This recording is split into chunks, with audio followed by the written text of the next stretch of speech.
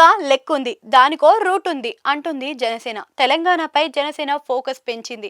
నియోజకవర్గాల వారీగా ఇన్ఛార్జీలను నియామకాలపై కసరత్తు చేస్తుంది. సైలెంట్ గా గ్రౌండ్ లెవెల్లో జనసేన కార్యకర్తలకు శిక్షణను ఇస్తున్నారు.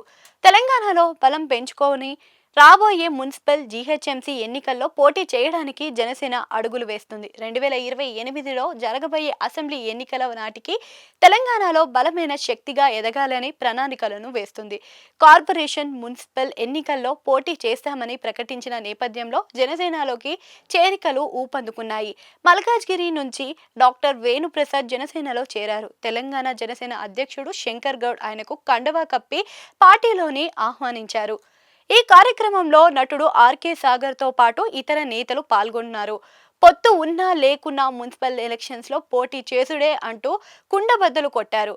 జనసేన జనరల్ సెక్రటరీ తాళ్లూరు రామ్ తెలంగాణ పార్టీని నమ్ముకున్న వారిగా పోటీ చేసే అవకాశం ఇస్తున్నామని, అయితే ఏపీలో కూటమి పార్ట్నర్ అయిన బీజేపీ మాత్రం తెలంగాణలో తాము సింగిల్ గా పోటీ చేస్తామంటుంది.